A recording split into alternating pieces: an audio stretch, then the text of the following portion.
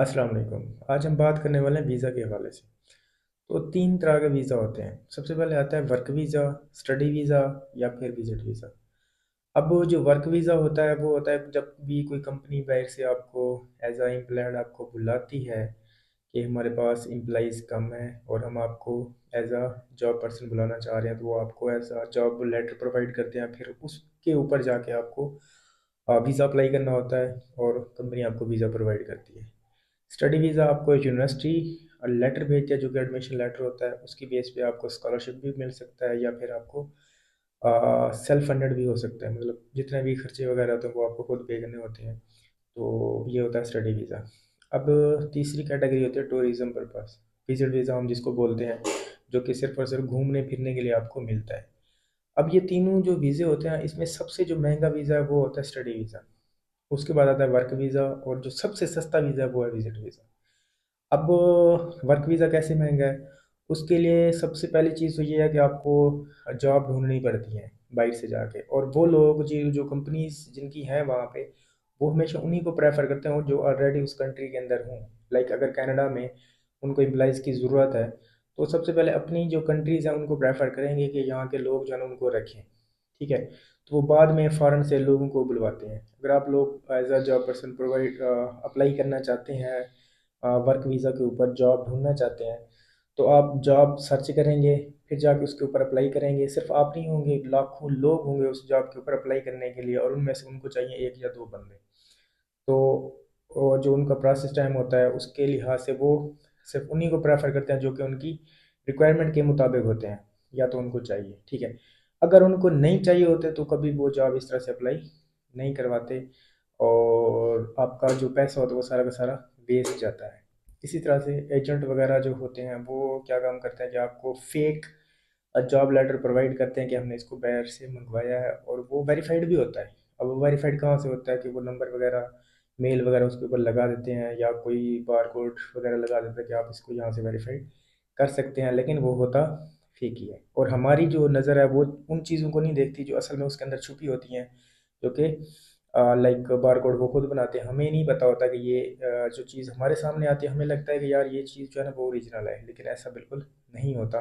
क्योंकि बाहर से जॉब ढूँढने में आपको बहुत ज़्यादा टाइम मिलता है, आपको बहुत ज़्यादा टाइम सर्च करना पड़ता है, फिर जाके आपको जॉब्स वगैरह मिलती हैं।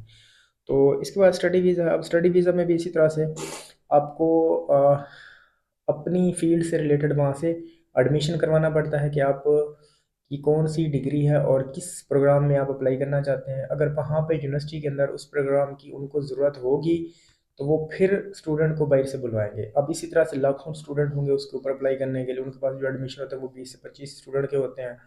तो फिर जाके अगर आपका चांस बनता है, वो आपको लेटर भेजते हैं, एडमिशन लेटर। तो आप वीज़ा अप्लाई करते हैं, आपका लग जाता है, तो आपको वहाँ से स्टडी वीज़ा आपका लग जाता है तो ठीक है, नहीं लगता तो फिर आपका रिफ्यूज़ हो जाता है। आपने जितने भी खर्चे किए होते हैं वो सारे के सारे वेस्ट जाते हैं, और इसमें भी लाखों रुपए लगते हैं। 40 से 50 लाख, 60 लाख, 70 लाख जो इनकी रिक्वायरमेंट है बैंक की, वो आपकी 40 से 50 लाख की तो रिक्वायरमेंट है कि आपकी बैंक स्टेटमेंट जो वो 40 से 50 लाख की होनी चाहिए। फिर जाके आप स्कॉलरशिप पे या फिर सेल्फ फंडेड पे अप्लाई कर सकते हैं। सेल्फ फंडेड पे अप्लाई करेंगे तो ये 50-60 लाख से भी ऊपर चली जाएगी। अगर आपने एज अ स्कॉलरशिप पे अप्लाई करना है तो 30-35-40 लाख आपके पास होना चाहिए, फिर आपको यूनिवर्सिटी जो है वो स्कॉलरशिप पे प्रोग्राम पे लेके जाती है। तो ये हमारे पास है वर्क वीज़ा और स्टडी वीज़ा। अब इससे जो सबसे जो एक सस्ती हम जिसको कह सकते हैं और इजी और सबसे जो आसान है वो है विजिट वीज़ा। टूरिस्ट वीज़ा हम जिसको कहते हैं, कोई भी कंट्री, जितना भी दुनिया के अंदर कंट्रीज़ हैं, सबके सब जो है ना वो चाहते हैं कि टूरिज़्म हमारे पास लोग आए घूमने फिरने के लिए। अब उससे होता क्या है कि उनकी जो इकॉनमी है उसमें उनको बहुत ज़्यादा फ़ायदा होता है। लोग टूरिज़्म उनके पास जाते हैं, जितने भी वहाँ पे टूरिस्ट प्लेसेस होती हैं उनको बहुत ज़्यादा फ़ायदा होता है। तो लोग चाहते हैं कि ये बंदे जो है हमारे पास आएँ और एज़ अ टूरिज़्म आएँ। उसके लिए आपको जो वीज़ा मिलता है 3 मंथ का, 6 मंथ का, या फिर मैक्सिमम 1 ईयर का आपको वीज़ा मिलता है। कनाडा जो था पहले आपको वीज़ा देता पासपोर्ट एक्सपायरी तक, जितने आपकी पासपोर्ट की एक्सपायरी है उतना आपको कनाडा वीज़ा देता था। लेकिन अभी जो कनाडा है 2025 में जाके इन्होंने ये वाला सिस्टम ख़त्म कर दिया। अब जो आपको वीज़ा मिलता है कनाडा का, वो आपको मिलता है आपके प्लान के हिसाब से। मतलब जितना आपका प्लान होगा उस हिसाब से आपको कनाडा का वीज़ा मिलेगा। अब इस पे ये है कि लोग ये सोचते हैं कि हम जो अपना प्लान है वो ज़्यादा दे देंगे, मतलब हम वहाँ पे स्टे करना चाहते हैं 6 मंथ का या 1 ईयर का, तो इस लिहाज से हमें वीज़ा जो है वो ज़्यादा मिलेगा। कनाडा कभी भी अब इस चीज़ को प्रेफर नहीं करेगा। वो उन लोगों को वीज़ा देता है जिनका जो प्लान है वो बिल्कुल शॉर्ट, मतलब 10 दिन का, 15 दिन का, मैक्सिमम 1 मंथ का। तो जिनका प्लान शॉर्ट होगा कनाडा जो है ना उन्हीं को प्रेफर करेगा और उन्हीं को ही वीज़ा जो है वो प्रोवाइड करेगा। अच्छा, तो अब वो टूरिस्ट जो है ना वो सबसे सस्ता वीज़ा है। मैक्सिमम जो फीस है, maximum all over the world, वो है यूएसए के, अमेरिका की, वो है 55,000 रुपये के आर, पाकिस्तानी रुपीज़ में 55,000। और यूएस डॉलर्स में बन जाती है तकरीबन $185 बन जाती है। और सबसे जो महंगी फ़ीस इन्हीं की है। इसके अलावा इनके कोई चार्जेस, अपॉइंटमेंट आपको जो है ना वो फ्री मिल जाती है यूएसए की। इसके अलावा तुर्की है, उसकी भी सेम एम्बेसी फ़ीस है, 55,000 आपको पे करनी पड़ती है और आप उसके लिए भी अप्लाई कर सकते हैं। और ये दो कंट्रीज़ हैं जिनकी सबसे ज़्यादा मैक्सिमम फीस है। बाकी जितने भी कंट्रीज़ हैं किसी की भी इतनी एम्बेसी फ़ीस नहीं है, बहुत ज़्यादा कम होती है। अब जिस तरह से यूरोप है, इसमें मैक्सिमम कंट्रीज़ जो है ना उनकी एम्बेसी बहुत ज़्यादा 80 to 90 यूरो, ठीक है, जो कि बन जाती है तकरीबन कोई 25 से 26 हज़ार आपकी बन जाती है, इससे ज़्यादा नहीं बनती। जो क्या 115 पाउंड आपको पे करनी पड़ती है, जो कि आपके 35 से 36 हज़ार बन जाते। तो इसके अलावा कोई इनकी अलहदा अपॉइंटमेंट के भी किसी कंट्रीज़ के चार्जेस होते हैं, लाइक के आयरलैंड है, उसमें आपको 60 यूरो जो है ना वो अपॉइंटमेंट के चार्जेस देने पड़ते हैं, और 66 जो है ना वो आपको एम्बेसी फ़ीस पे करनी पड़ती है, जो कि टोटल मिला के 126 यूरो बन जाती है। ये सब इन कंट्रीज़ की फ़ीसेज़ हैं, जो कि 40 से 42 हज़ार बनती है पीकेआर में। तो जो मैक्सिमम फ़ीसेज़ हैं वो यूएसए की और जो है ना इसकी है तुर्की की। इसके अलावा किसी कंट्री की इतनी ज़्यादा विजिट वीज़ा की फ़ीसेस नहीं होती। वर्क स्टडी में आपका 50 से 60 लाख रुपये आपके पास होना चाहिए, जबकि एज अ विजिट आप अप्लाई करना चाहते हैं तो मैक्सिमम जो आपका खर्चा है वो 1 लाख, 1 लाख से ज़्यादा कभी भी खर्चा नहीं आता पर पर्सन का। लाइक आपकी एम्बेसी फीसेज है, आपकी अपॉइंटमेंट है, कुल मिला के 1 लाख, मैं भी मैक्सिमम बोल रहा हूँ, इससे भी कम होता है आपका 60-70 हज़ार, 80 हज़ार या 90,000 में आपका अप्लाई हो जाता है। अब इसमें जो आपको वीज़ा मिलता है, लाइक 3 मंथ का आपको 180 डेज़ का आपको वीज़ा मिलता है, जो कि मैक्सिमम कंट्रीज़ जो हैं वो आपको प्रोवाइड करते हैं। उसमें आपको कुछ कंट्रीज़ हैं सिंगल एंट्री भी प्रोवाइड करते हैं, कुछ कंट्रीज़ हैं आपको मल्टीपल एंट्रीज भी प्रोवाइड करते हैं। अब विजिट वीज़ा की 3 तरह की कैटेगरी होते हैं। एक होता है आपका टूरिज्म वीज़ा। विजिट वीज़ा जैसा कि आप सिर्फ और सिर्फ घूमना फिरना चाहते हैं, इसके अलावा आपका कोई पर्पस नहीं है। इसके अलावा एक वीज़ा होता है बिजनेस वीज़ा। बिजनेस वीज़ा में आप जो है ना किसी कंट्री के अंदर कोई मीटिंग अटेंड करना चाहते हैं, मतलब कोई कंपनी आपको बुला रही है एज अ टूरिज्म पर्पज़ के लिए, या एज अ इन्वेस्टमेंट के लिए, या एग्जीबिशन कोई हो रही है, या कोई कॉन्फ्रेंस हो रही है, या कोई बिजनेस एक्सपो वगैरह हो रही है, तो वो आपको खुद बुलाना चाह रहे हैं कि ये बंदा हमारे पास आना चाह रहे हैं, और वो आपको इनविटेशन वगैरह भी भेजते हैं। तो ये होता है आपका बिजनेस वीज़ा। ये भी आपको 3 मंथ का ही मिलता है मैक्सिमम। तो उसमें आपका जो प्लान होता है वो आप 15-20 दिन या 1 मंथ का जो प्लान है वो आप प्रोवाइड कर सकते हैं। अच्छा, इसके अलावा होता है फैमिली विजिट वीज़ा। अब फैमिली विजिट वीज़ा भी हम इसको कह सकते हैं, फ्रेंड विजिट वीज़ा भी कह सकते हैं। इसमें ये होता है कि कोई बाहर से बंदा आपको स्पॉन्सर भेजता है, लाइक आपका कोई फैमिली मेम्बर बाहर में किसी कंट्री के अंदर है, वो आपको स्पॉन्सर भेज रहा है कि ये बंदा जो है ना मेरा रिलेटिव है, या मेरा दोस्त है, या मेरा भाई है, या मेरा रिश्तेदार है, या कुछ भी आप, कोई भी आपका हो सकता है बाहर।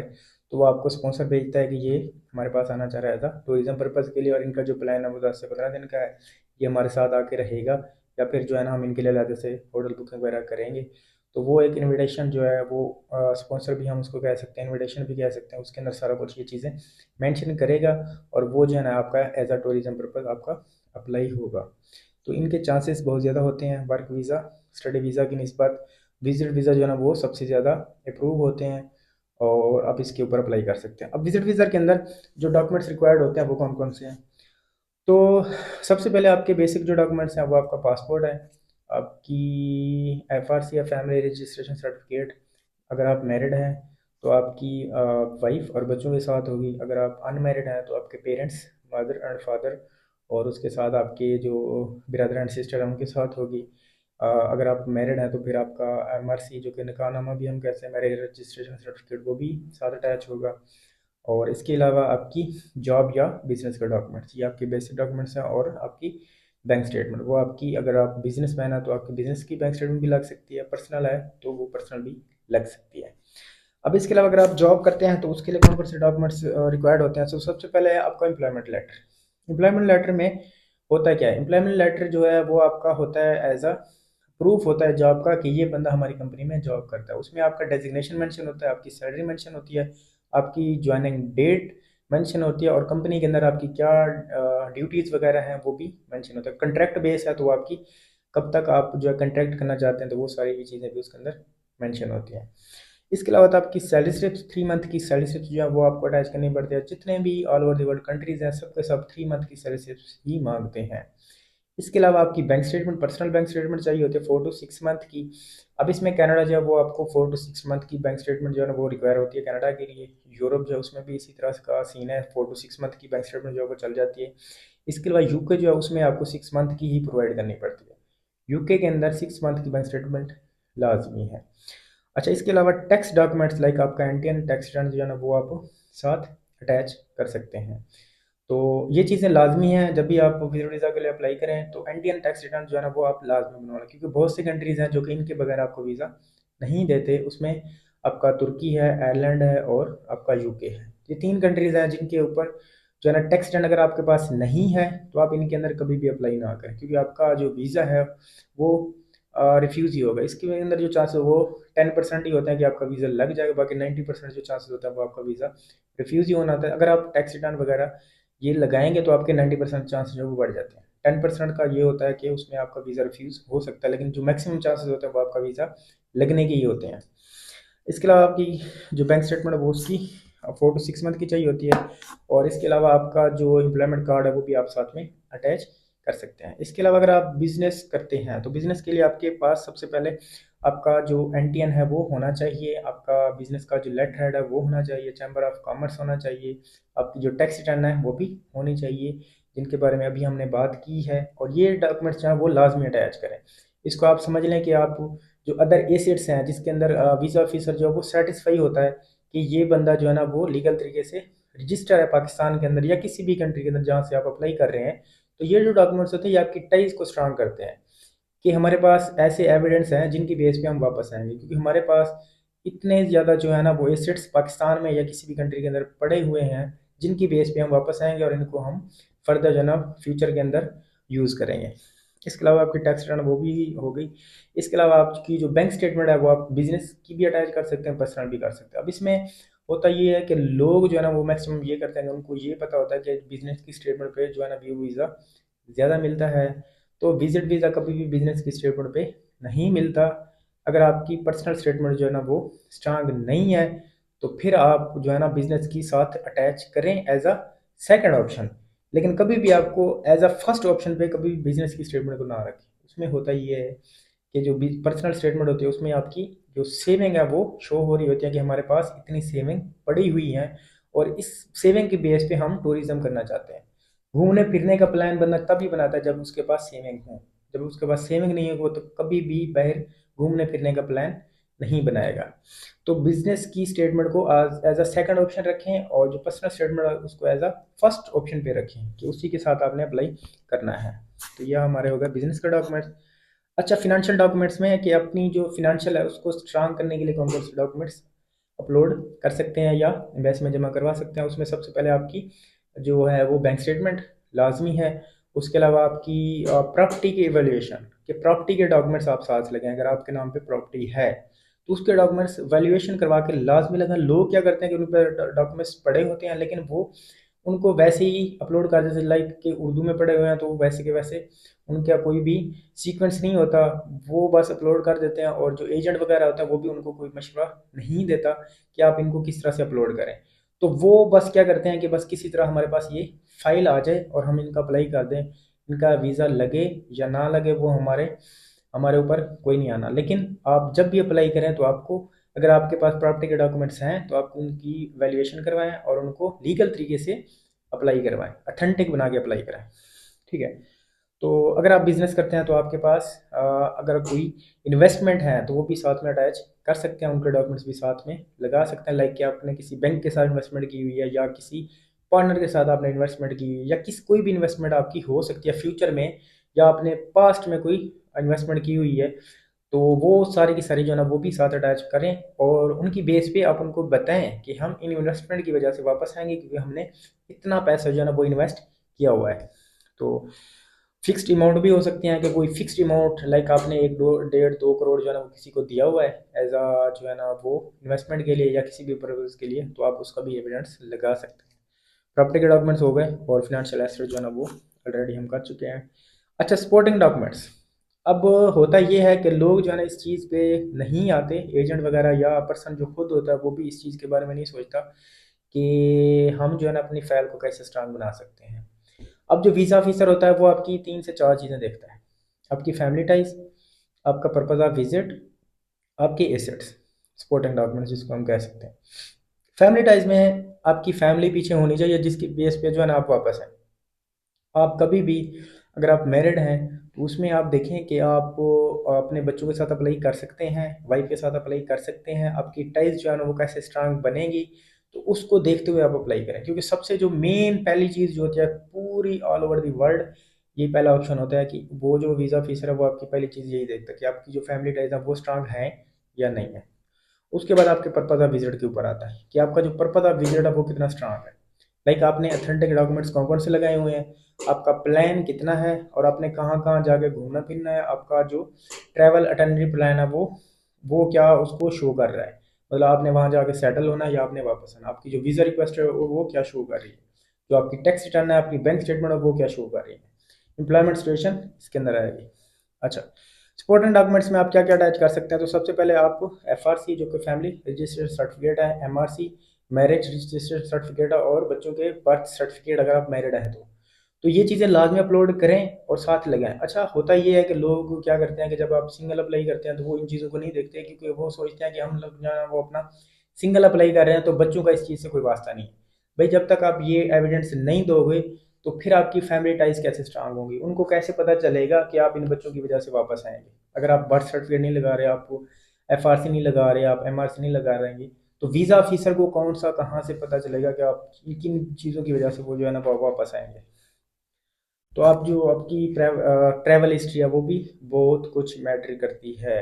कनाडा के अंदर, आपकी यूरोप के अंदर, आपकी यूके के अंदर ट्रैवल हिस्ट्री बिल्कुल मैटर नहीं करती। उसके अंदर आपकी टैक्स रिटर्न और बैंक स्टेटमेंट मैटर करती हैं और इसके अलावा अगर आप वो आपकी स्ट्रांग हैं तो आप वीज़ा ले सकते हैं। तो ट्रैवल हिस्ट्री जो है ना वो कनाडा के अंदर बहुत मैटर करती है। कनाडा के अंदर आप जब भी अप्लाई करें उससे पहले आप जो है ना किसी छोटे कंट्रीज़ के अंदर अप्लाई कर लें। तो मलेशिया हो गया, तो बाकी भी बहुत सारे कंट्रीज़ हैं तो इनके अंदर अप्लाई करें, वहाँ से वीज़ा लेके ट्रैवल करके as a travel history tourism के लिए आपको कनाडा के अंदर जब भी अप्लाई करें इनको साथ अटैच करें। अगर आप फ्रेश पासपोर्ट हैं फिर भी वीज़ा ले सकते हैं, लेकिन आपके डॉक्यूमेंट्स जो है ना वो स्ट्रांग होने चाहिए, बिल्कुल रजिस्टर होने चाहिए। ठीक है, तो प्रॉपर्टी की ऑनरशिप वो हम ऑलरेडी डिस्कस कर चुके हैं। अच्छा, एक क्वेश्चन होता है सबके माइंड में कि हमारे पास बैंक स्टेटमेंट नहीं है, किसी भी बंदे के साथ जो है ना वो बैंक स्टेटमेंट नहीं है तो वो कैसे अप्लाई कर सकता है। तो देखें, बैंक स्टेटमेंट लाजमी है, बैंक स्टेटमेंट के बगैर आप अप्लाई नहीं कर सकते।